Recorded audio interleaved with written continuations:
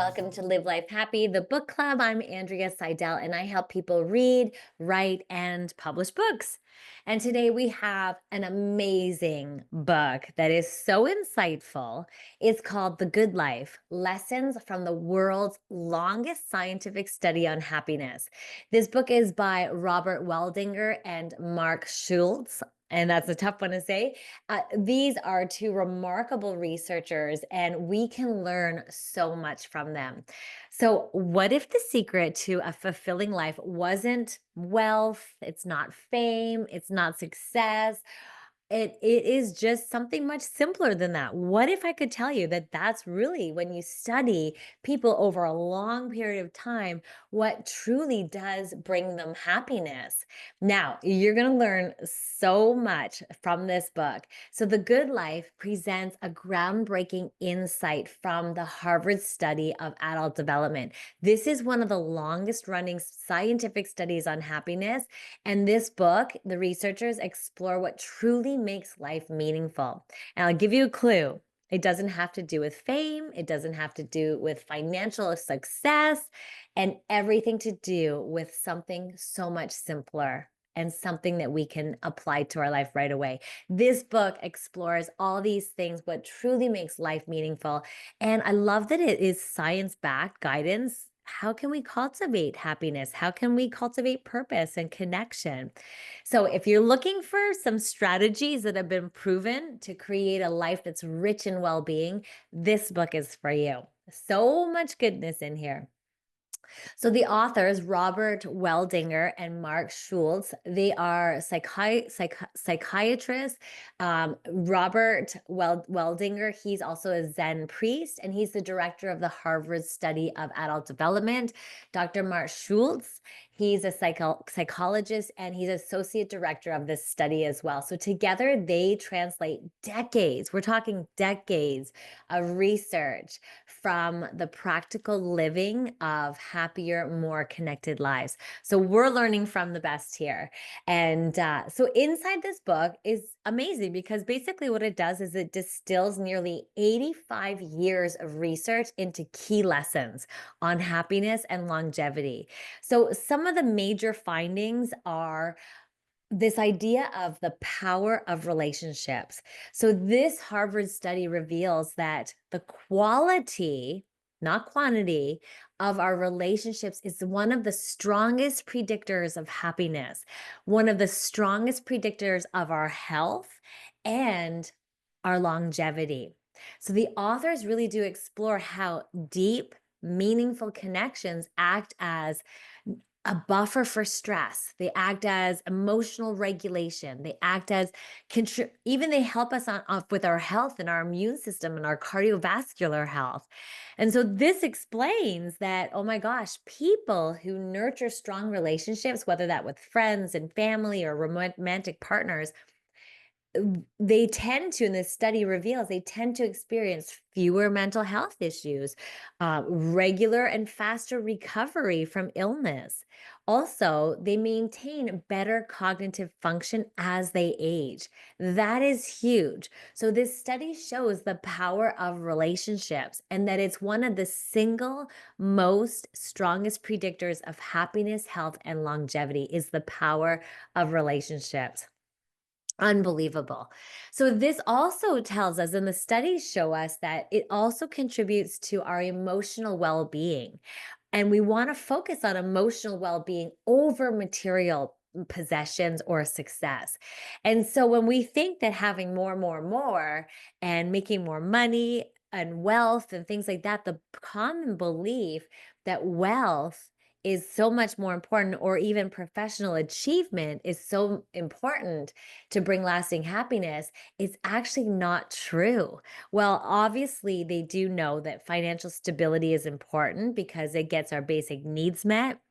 Those who prioritize relationships, those who prioritize feeling a sense of purpose and meaning in their life, as well as personal growth and constant learning, those tend to experience significantly greater life satisfaction. So it's not the money, it's not the accomplishments, rather, it's the connections, it's fostering things that bring you a sense of meaning and joy, and doing things from a place of intrinsic motivation. And they talk about that in the book about finding joy and meaning in what you're doing, in the process of what you're working on and what you're working towards. That's actually most important rather than focusing solely on external rewards, rather than focusing on, I'll be happy when I get my PhD, or I'll be happy when I make X amount of dollars.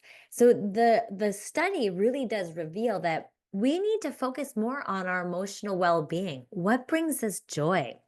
What are we motivated to do? Finding joy and meaning in the process of what we're doing on a regular basis brings us so much more happiness. And that makes sense, right? It makes total sense.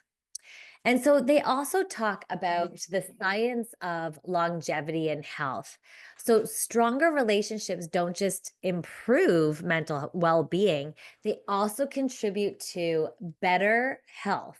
So, in other words, think about it. The last time you talked to one of your close friends, and you're working through something you're challenged with, and you have that close friend that you can talk to, it acts as that, doesn't it act like that buffer of dealing with it's like it helps you deal with stress. And so, studies in this science of this research shows us that when we have strong relationships, they improve our mental well being, but they also contribute to our physical health, lowering stress, and also a longer lifespan, which is remarkable. So, the authors, they highlight this idea of emotional support from close connections. They help us regulate our stress hormones potentially, they help us lower and regulate cortisol, the stress hormone. Now, when we lower cortisol, it helps us reduce inflammation, it helps us strengthen our immune system, and this is all great for our health. And so that explains so much of the science of longevity and health, and how relationships can actually help us and act as a buffer to stress. They also talk in their book about the concept and the idea of loneliness, and how social isolation actually can contribute to risks of inflammation, heart disease, dementia, even premature death. So, by making social connections just as critical as diet and exercise, we need to change that focus. We need to make social connections just as critical as we do our diet and exercise. Because sometimes I know we prioritize what we're eating, how we're sleeping, as well as our exercise. But we might be forgetting that piece of the puzzle, because the science has shown that social connections are just as important for our health, our well being, our immune system, our whole entire well-being. So not just the mind, but also the body. And so this is just incredible. And what I love about their book is they also talk about ways to cultivate more meaningful connections. So they don't just tell you how it's so important to do for our happiness, but also they teach us how to strengthen these social bonds. And so they emphasize this idea of checking in regularly with loved ones, or express appreciation and gratitude for those around you, and really deepen that appreciation and really milk it and give them a lot of gratefulness and express it to people. And the other thing is to make small but meaningful efforts to show to people that you care. Remember what they told you last time, or what vacation they were going on, or what they said about their sons, like, or daughters. Like, this idea is that just those small little efforts to show that you care can enhance your connections. They also suggest in their book, try to rebuild some strained relationships, or recognize when you need some healthy boundaries potentially in certain relationships that aren't feeding you. And then also to navigate social challenge like conflict resolution and things like that, so that we can cultivate the most meaningful, high quality connections that is possible.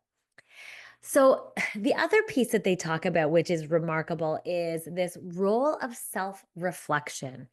Now, when people who actively reflect on their values, reflect on their relationships that they have, the quality of the relationships, and also reflect on their emotional experiences, they tend to be happier. They tend to be more fulfilled. So self-reflection play a role on our happiness level. So really recognizing and tapping into personal values, what's going on in your relationship. And they talk about this idea of journaling and mindfulness, and then also doing every now and then life reviews, and also recognizing what are your daily actions. Like let's reflect inward and let's look at, do my daily actions align with my long-term goals? Do they align with my values? And having that life review and that check-in or self-reflection can really contribute to our well-being and our happiness. So it's important, they show in this book, that by taking time to evaluate the social connections that you have right now, your emotional well-being, and also look at little intentional adjustments that can help create a more fulfilling life for yourself. That self-reflection is really important and has shown to be important in this research. So, one final thing that they talk about in their book, I mean, there's so much in this book and the research, but here's another thing that really stands out is resilience and adaptability, rather. Adaptability is our ability to bounce back, to bend when we are challenged, to embrace change, to learn from adversity. This is all resilience. So, the happiest individuals in the study, they know that their lives weren't perfect, and their lives weren't perfect. They were the ones that, yes, there's challenges, but they embraced the challenge. They learned from these adversities and they remained open to new experiences. This book explores the concept of this psychological flexibility, so to speak, which is, we want to be able to have the ability, rather, to make shifts, to shift our perspective, to regulate our emotions, to bounce back better, and just to adapt to life's uncertainties. And so those are the happiest people. So, some things we can do is adopt a growth mindset. So, seeing things from an opportunity to grow and learn and get better, and also to reframe challenges from a perspective of, what can I learn from this? Or, what would I do next time? Or what strengths can I draw on here? This builds our resilience and our adaptability. And so this is amazing. This all strengthens our emotional resilience, even in the face of setbacks. So, this book, through real life case studies, like through this long study, it really does give us so many scientific findings. And so, Weldinger and Schultz, they demonstrate that happiness isn't something that we just stumble upon or wait for. I'll be happy when. It's something that we can cultivate right now, and we can cultivate it through those meaningful relationships, these intentional choices and connections. They all help. They all play such a role in our happiness. And so, one thing that you can apply to your life right away, that to one of the takeaways from The Good Life, the book, is this relationship audit. Looking at your relationships that you're in right now, look at the quality of your social connections and identify your core relationships. Make a list of those people that really matter most to you in your life. Assess the quality of the connections. Like, do you feel supported? Do you feel seen? Do you feel valued? Do you make people feel supported? Do you make people feel seen? Do you make people feel valued in these relationships? And just assessing their quality, and then take action, right? We can reach out to someone maybe we haven't connected to in a while. We can make plans with our friends once a month, or once a week even, or have that friend that you do what you love, but then invite people to do it with you. And how fun is that? And so they do talk about the importance of face to face time as well. And that even the smallest effort, like scheduling regular check ins or having a phone call with your parents or loved one or friend, FaceTime, now we have technology to help us. They can strengthen our connections and boost our happiness. So I invite you to invest in your social well-being, right? Create stronger emotional resilience and better health, and look at social connections as a really wonderful way to bring a deeper sense of joy. So, okay, in a world that often is prioritizing achievement and basically achievement and success on so many on financial levels or fame, this is different. This is important. The good life reminds us that the key to long-term happiness lies in our connections with others. And this Harvard study really does show us how to cultivate close, supportive relationships. We're not only going to experience greater happiness from that, but the science has shown that we're going to live longer, healthier lives as a result of it. So, how different would your life feel if you placed more focus on strengthening your relationships rather than chasing external success?